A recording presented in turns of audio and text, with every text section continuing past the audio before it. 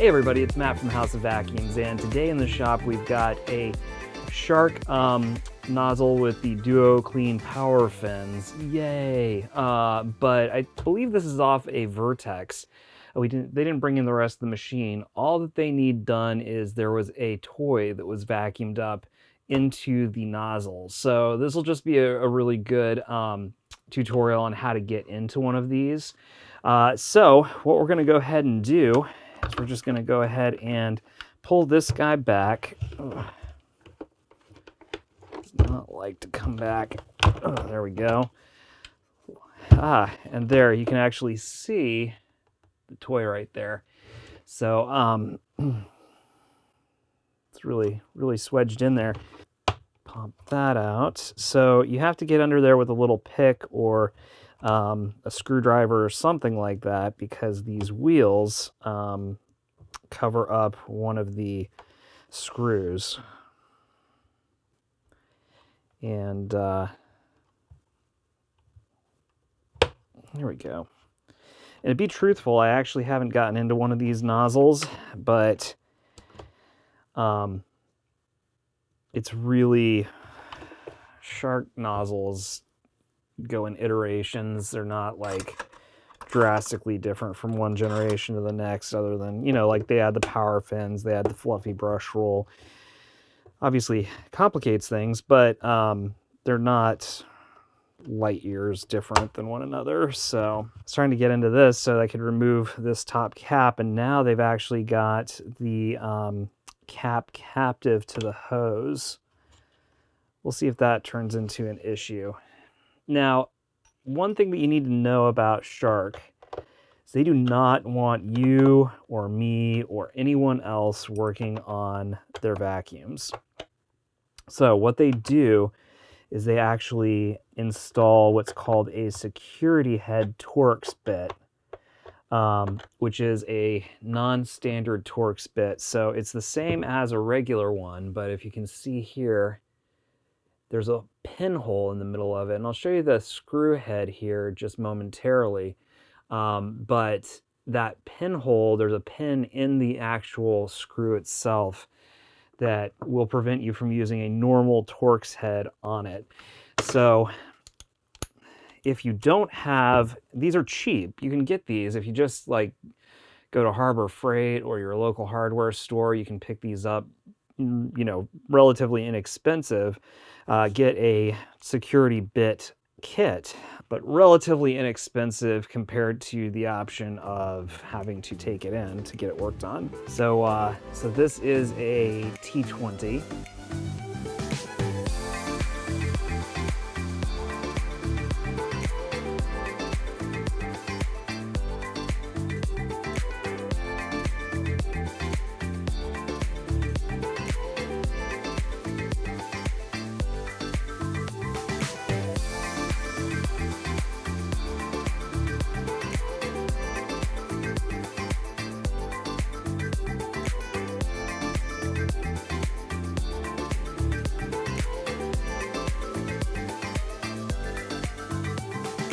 That's not good.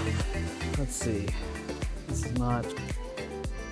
Let's try to take this out by hand. So Shark, again, is not made to be serviced, so it uses these. You can see how much, there you go, all the metal shavings there on the tip. Yeah, these guys aren't made to be serviced, so they use really soft screws, and it's really easy. You have to go careful or you strip out the heads. So my dad has a this is a cheap Chinese set that I have on my bench. My dad has a German set. This is a T20. So let's see if maybe it can get a little bit more purchase. Oh yeah. Slow. There we go. Yeah. Made in Germany wins again. All right. Should probably think about upgrading my bits.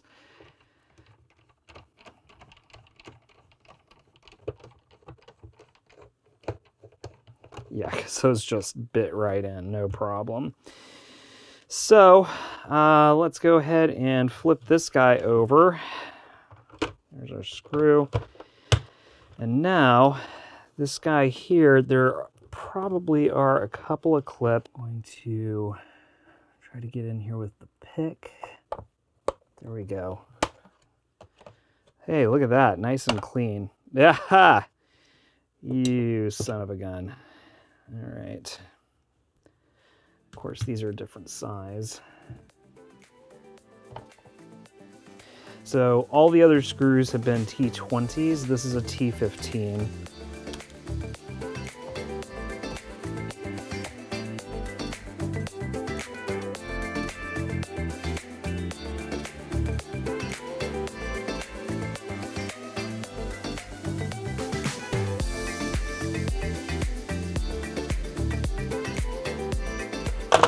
There we go. All right.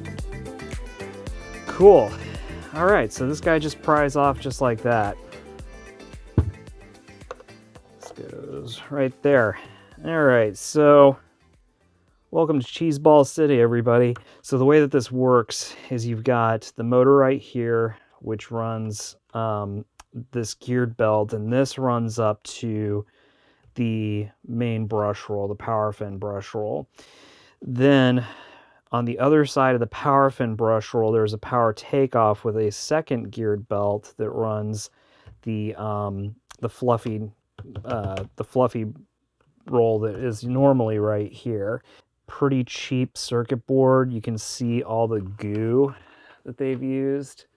See the white goo, and there's some beige goo over here, all through here. So failure point on these often is this switch right here. Obviously that's not why this is in here, so we're going to leave that alone, but that is a common failure point for these units. That switch turns the machine off when it is in the full upright position. So what we're going to do is we need to take this clear plastic piece off. So we are going to go ahead and pull this wiring out of its tracks.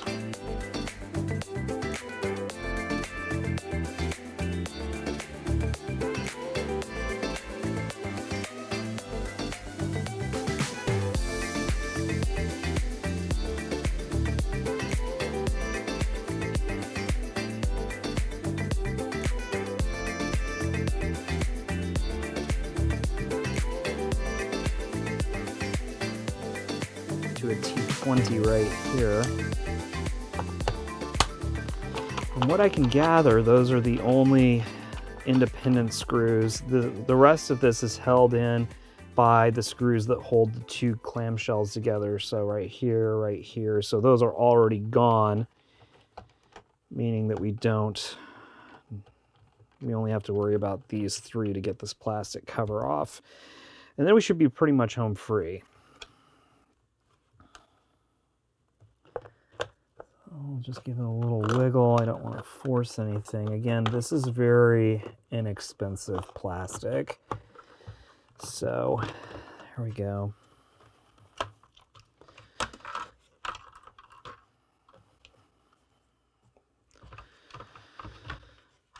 All right, so we've got him off.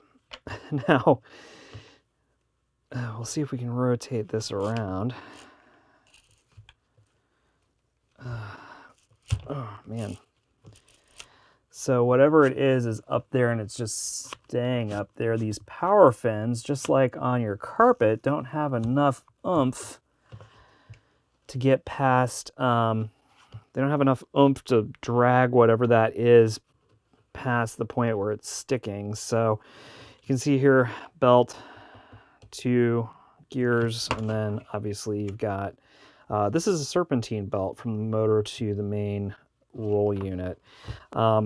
This is definitely, now I hate the PowerFin design. I don't think that it cleans properly. I don't think this is a very soft brush. This is not going to agitate. And this guy here, it's just not as effective as a stiff brush for agitation. Yeah, it won't wrap anything, but I really don't want to take this little nightmare apart. This is like the little spring-loaded item for the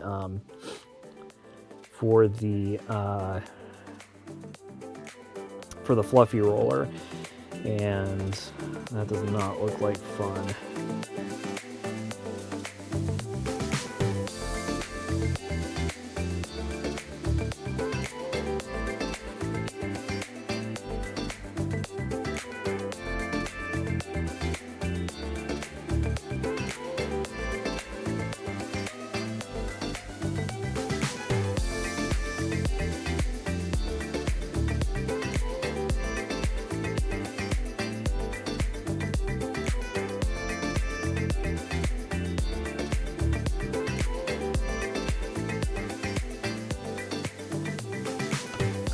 Yeah, I don't want to put too much pressure on this. This clear plastic tends to be pretty brittle, so I don't want to like really, you know, go to town here because I don't want to break it. Son of a gun, where did that spring go? I don't even see where it was supposed to go. This is gonna suck.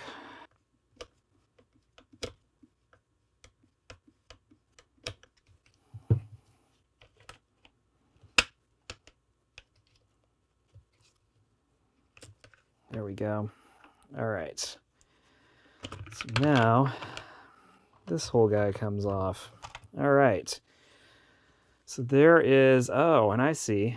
So there's some sort of like little jammer right here, and that's what the toy was stuck under. I don't even know what that is. It's like a little piece of foam. It's weird. Anyways, that's out. So now all we got to do is get this thing back together.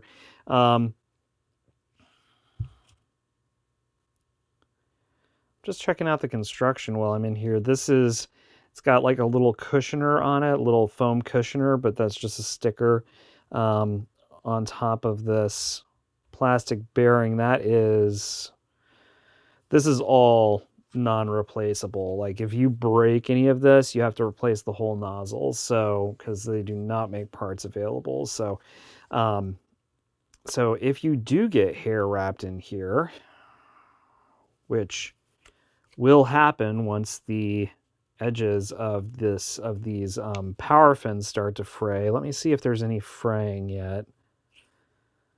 They all look okay. This is what starts to happen. Okay. Let's see if you can see this. See that?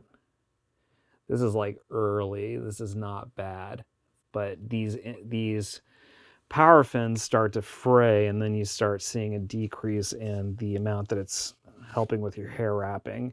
At that point, you could suck hair into the ends, and this is just, if you get hair in this bearing and you melt down this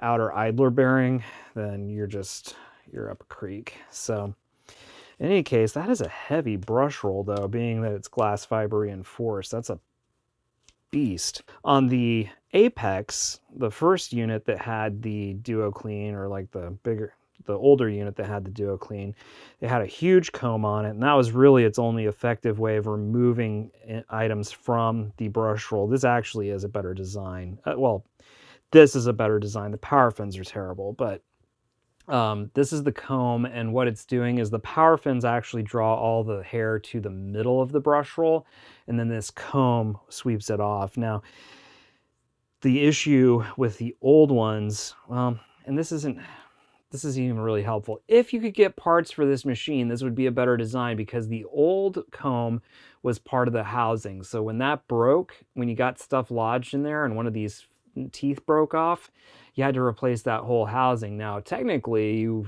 know, in theory, you should be able to replace just this part if you break one of these combs, but you're not going to be able to buy that from Shark. So, you know, better design, that's relative. Which way does it go in? There we go. All right. Cool, so that's in place. Now we need to go back together with this guy. Gotta see what's going on with this spring. That spring's okay. Where's the other spring? Where'd it go? There it is. Oh, you piece of junk. All right, so now we gotta try to get this working. Should be a real hoot. All right. So we've got a post that's going to go right here. Let's just pull this all the way out because it's just going to be easier. Okay. Now, that is not the right way.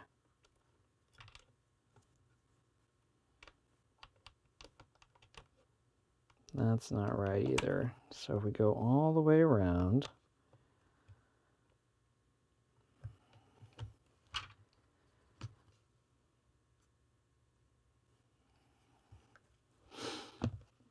okay.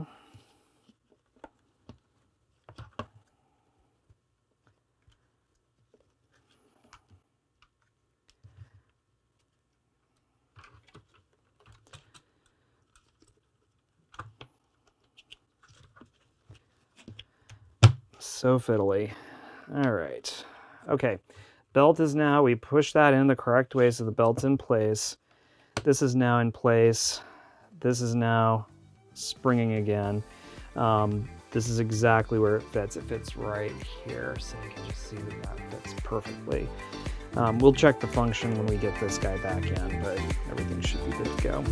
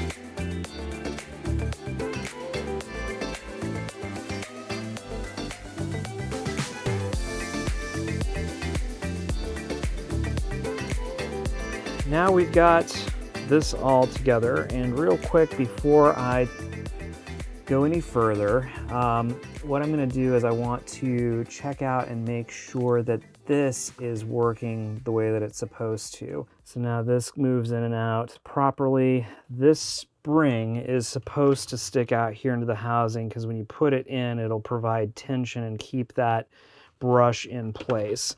So that's all good. So everything actually looks like it's ready to go. That we can go ahead and start putting this guy back on. I'm just going to double check my bench, make sure that I didn't miss any parts. Doesn't look like I did. Now, the one thing that I like to do on these guys, it's common when you're putting these back together. Let me get use this. It's a little taller.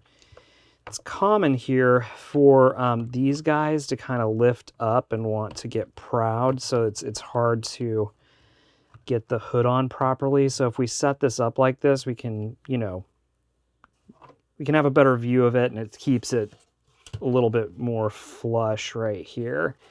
So let's go ahead. Now this is clear right here. I'm just going to real quick.